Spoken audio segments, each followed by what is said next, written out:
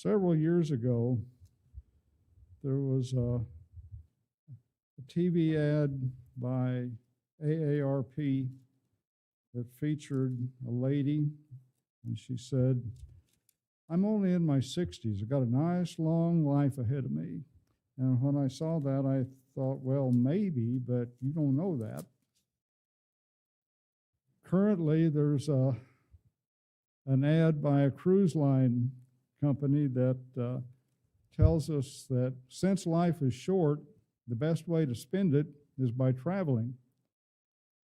And I'm probably not going to book a cruise tour because ships sink and norovirus spreads rapidly in ships if it gets started. And I'm probably not going to book a cruise, but I do like to travel. But I submit that that's not the most important way that we should spend what time we have left.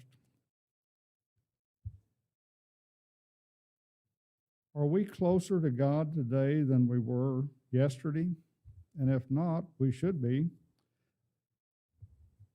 You know, we can't recover what time we have lost. It's gone. It's a precious commodity, and sometimes we do something and we get together with friends and we say, we got to do this again sometime. No, you can't do that again. That one's done. You can't do that again. We might get together again, but we're not going to do the same thing again. It's gone. Life goes on and time passes and we can't retrieve it. Dr. Benjamin Mays, who was a leader in the civil rights movement of the 60s, wrote a short poem that's entitled, "Life is Just a Minute." I've only just a minute, only 60 seconds in it. Forced upon me, can't refuse it. Didn't seek it, didn't choose it. But it's up to me to use it. I must suffer if I lose it, give an account if I abuse it. Just a tiny little minute, but eternity is in it. You know, there's a lot of truth in that little poem, isn't there? That right now is all we've got. And time passes very quickly. An angry minute can destroy a friendship. A careless minute can kill somebody. A minute of prayer can help us to resist temptation. A minute of reading our Bible might help us to be able to avoid temptation. The Bible has quite a bit to say about using our time wisely. Romans 13, and beginning with verse 11. Romans 13, beginning with verse 11. "And do this, knowing the time, that now it is high time to awake out of sleep. For now our salvation is nearer than when we first believed. The night is far spent, the day is at hand. Therefore, let us cast off the works of darkness, and let us put on the armor of light. Let us walk properly as in the day, not in revelry and drunkenness, not in lewdness and lust, not in strife and envy, but put on the Lord Jesus Christ, and make no provision for the flesh." Psalm 39, beginning with verse 4,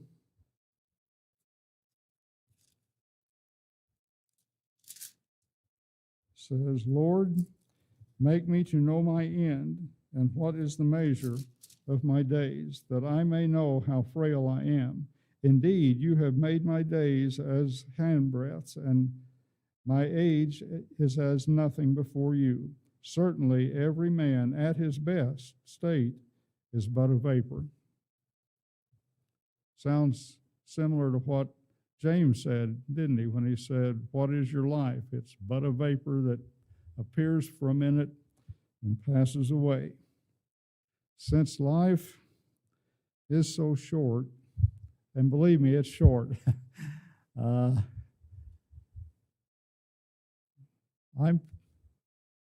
I'm pushing the proverbial 80, and it doesn't seem like it's been that long. It went by very rapidly. Look at Psalm 90, verses 10 through 12. Psalm 90, beginning with verse 10. Moses wrote this psalm. For the days of our lives are 70 years, and if by reason of strength they are 80 years, yet their boast is only labor and sorrow, for it is soon cut off and we fly away. 80 years. And like I said, I'm pushing that. And it seems like maybe 10, 15 years ago that I graduated high school. Maybe 10 years ago I graduated college. My kids came, that couldn't have been more than 8 or 9 years ago. My grandson is 17, and man, that seems like 2 weeks ago that he was a baby. It goes by in a hurry. Hebrews 9:27, passage that's familiar to all of us.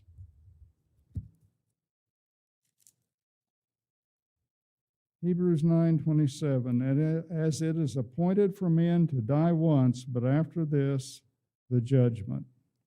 To die once, and after this, the judgment. There's no purgatory. Notice he didn't say it's appointed unto man once to die, then you go to purgatory and are punished for a little while and then to heaven. It's appointed a man once to die, then the judgment. James 4, just a few pages to the right. James 4, beginning with verse 13. Come now, you who say, today or tomorrow we will go to such and such a city, spend a year there, buy and sell, and make a profit, whereas you do not know what will happen tomorrow. For what is your life?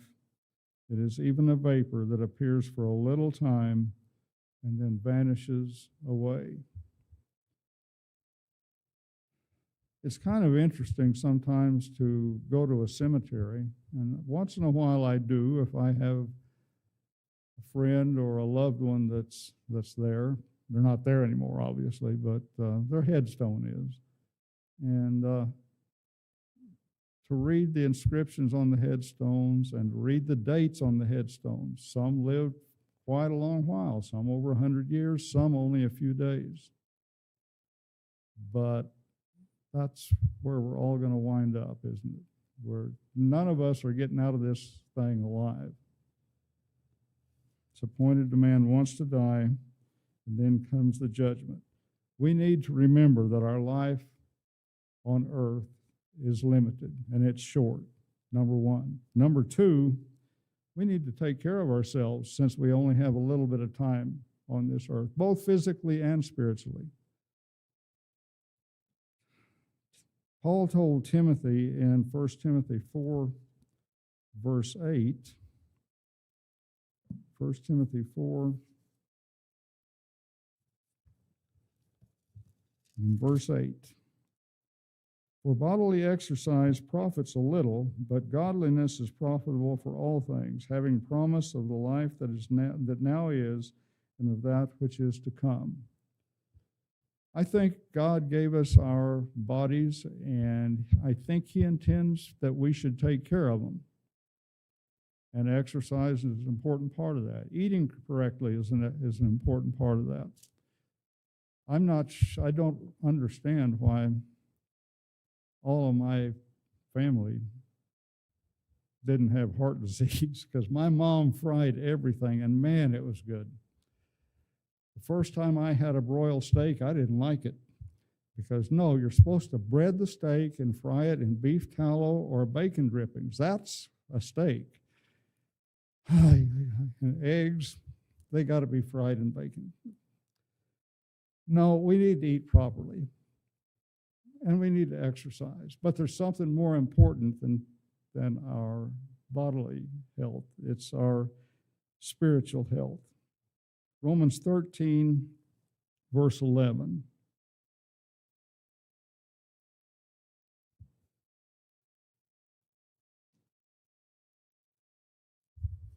And do this, knowing the time that it is now high time to awake out of sleep, for now our salvation is nearer than when we first believed. Our salvation is nearer today than it was yesterday.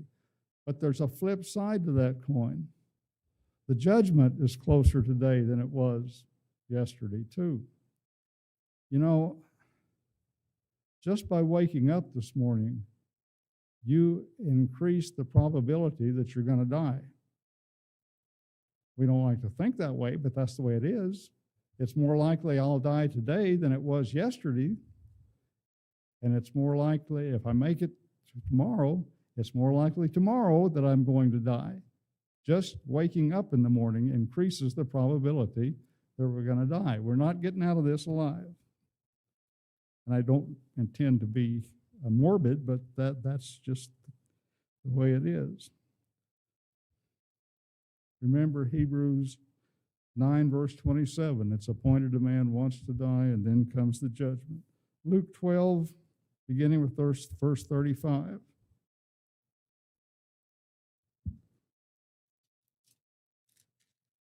Luke 12 and 35. Let your waist be girded and your lamps burning, and you yourselves be like men who wait for their master when he will return from the wedding, that when he comes and knocks, they may open to him immediately. Blessed are those servants whom the master, when he comes, will find watching. Assuredly, I say to you that he will gird himself and have them sit down to eat, and will come and serve them. And if he should come at the second watch or at the third watch, that would be midnight, and finds them so, blessed are those servants. But know this, that if the master of the house had known what hour the thief would come, he would have watched and not allowed the house to be broken into. Therefore, you also be ready, for the Son of Man is coming at an hour you do not expect. One of the most common, if not the most common, descriptions of the judgment is that it will come like a thief in the night. What does that mean? That means we're not going to know when it's coming. Look at 2 Peter 3, verse 10.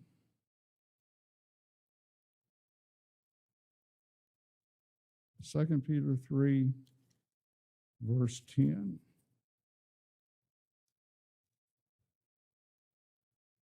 But the day of the Lord will come as a thief in the night, in which the heavens will pass away with a great noise, and the elements will melt with fervent heat. Both the earth and the works that are in it will be burned up.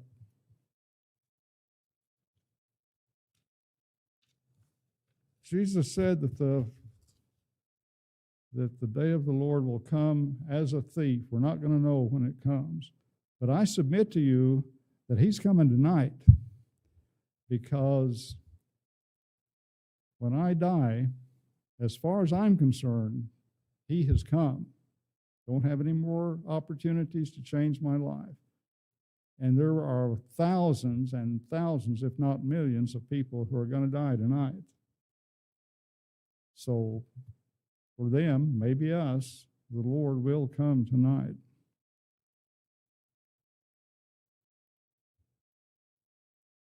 Number 3, we need to learn to make the most of the time that we have, since our time here is limited. Ephesians 5, verse 15, beginning. Ephesians 5:15.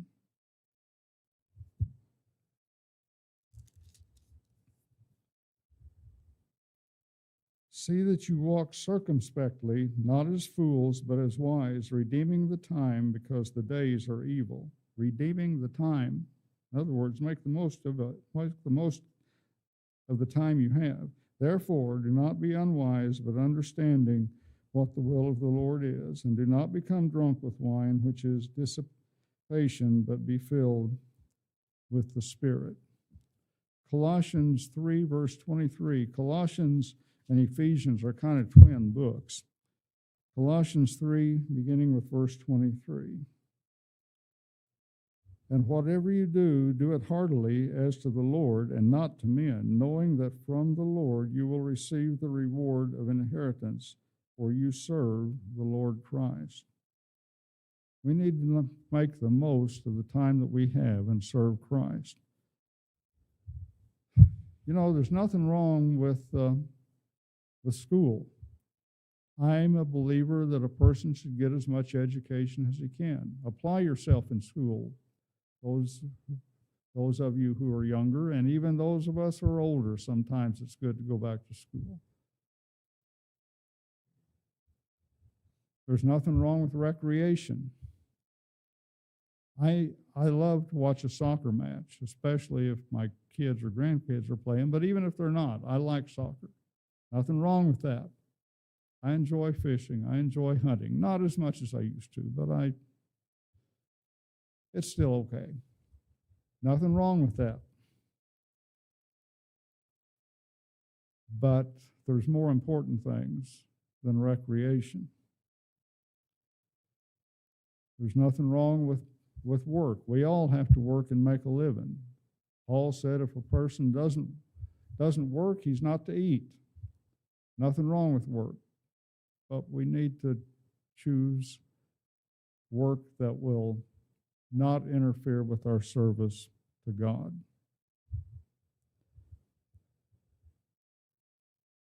We need to make the most of our time by making good memories.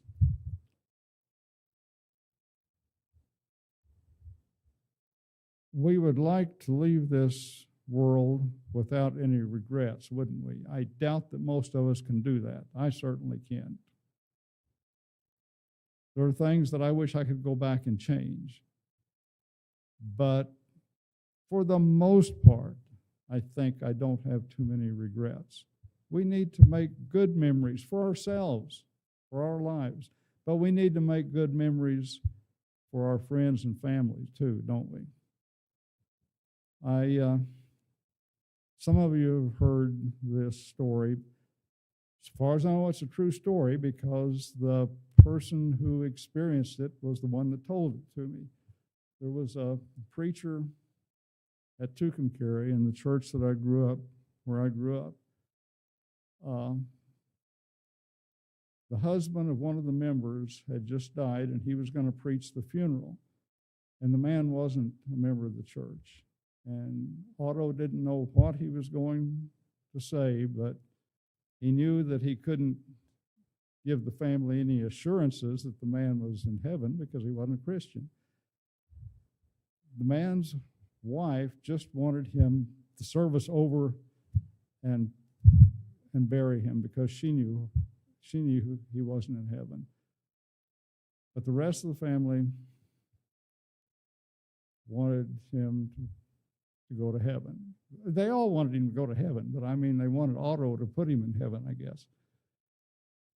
And he told us, my mom used to be one of the people that sung for funerals, and we were at some folks' house practicing for the service, and Otto told the story.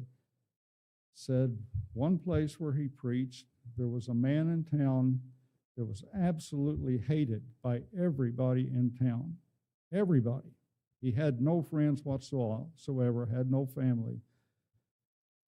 The funeral director approached Otto and asked him if he would preach the funeral. And Otto agreed to do it. The funeral director had to go to the merchants in town and appeal to their civic duty just to get enough people for pallbearers. There were 8 people at the funeral. Otto, 6 pallbearers, and funeral director.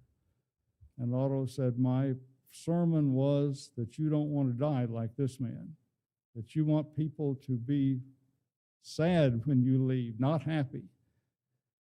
And the funeral director came up to him after the service and said, "That's the first funeral sermon I ever heard that stepped on my toes." We don't want to be like that man. We want to make pleasant memories. We want to make the best of our time and make pleasant memories. You know, in Luke 13, beginning with verse 16, Luke 13, beginning with verse 16.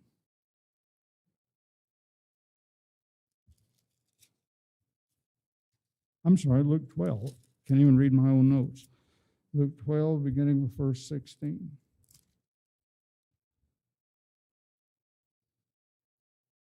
Then he spoke a parable to them, saying, "The ground of a certain rich man yielded plentifully. And he thought within himself, saying, What shall I do, since I have no room for my crops? So he said, I will do this. I will pull down my barns and build greater, and there I will store all my crops and my goods. And I will say to my soul, Soul, you have many goods laid up for many years. Take your ease. Hey, eat, drink, and be merry. But God said to him, Fool, this night your soul will be required of you. Then whose will all these things be which you have provided? So it is with him who lays up treasure for himself and is not rich toward God."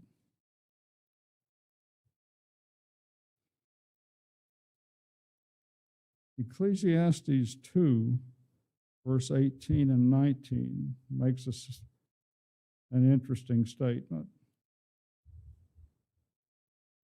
Ecclesiastes 2, verses 18 and 19.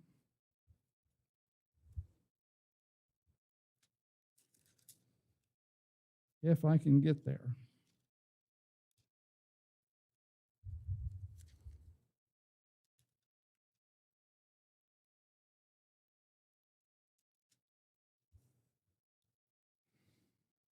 Then I hated all my labor in which I had toiled under the sun, because I must leave it to the man who will come after me, and who knows whether he will be wise or a fool, yet he will rule over all my labor in which I toiled and in which I have shown myself under the sun. This also is vanity. I think Solomon wrote Ecclesiastes towards the end of his life. I don't know that, but I think he did. And I think Ecclesiastes is saying, I had it all and I blew it. And don't you blow it. That's what I think the message of Ecclesiastes is. And you know what? He was right. The man that came after him was a fool. It was Rehoboam, and the kingdom split because of Rehoboam's foolishness.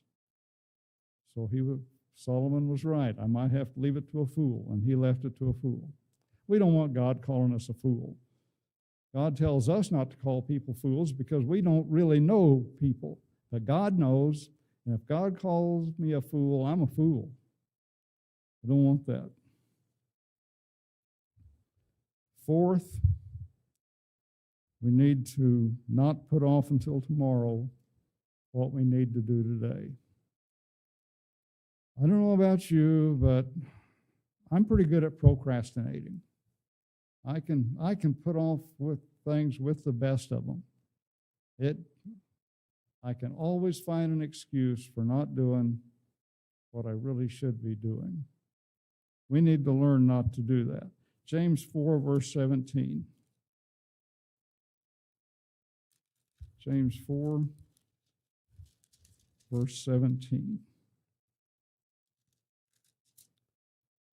Therefore, to him who knows to do good and does not do it, to him it is sin. If I'm putting off speaking to somebody about their soul, if I'm putting off inviting someone to services, if I'm putting off studying my Bible, James says that's a sin. But I'm pretty good at procrastinating. I don't know about anybody else. I can't speak for anybody but myself, but I'm pretty good at putting things off. And sometimes I never get around to doing them. 2 Corinthians 6, verse 2.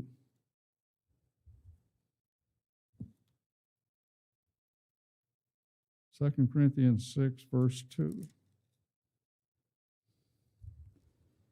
For he says, Paul is quoting from the Old Testament. He's quoting from one of the Psalms. For he says, in an acceptable time I have heard you, and in the day of salvation I have helped you. Behold, now is the accepted time. Behold, now is the day of salvation. Paul is telling us not to put off. Now is the accepted time. Now is the day of salvation. You know, I can't do what I need to do yesterday. Yesterday's already gone. Can't do it. Can't do it tomorrow. Tomorrow never comes. The only time I have is right now. So we need to understand that our life on earth is limited. We need to take care of ourselves physically as well as spiritually. We need to be ready when the Lord comes. We need to learn to make the most of our time, and we need to learn not to put off till later what we need to be doing now.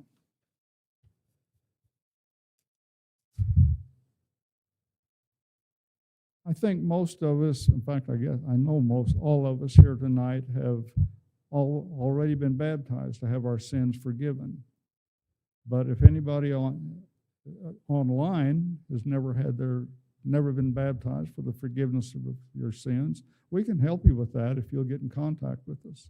If there's anybody here that needs the prayers of the church, we can help you with that also. So if there's anything we can do to help you with your relationship with God, let us know while we stand and sing.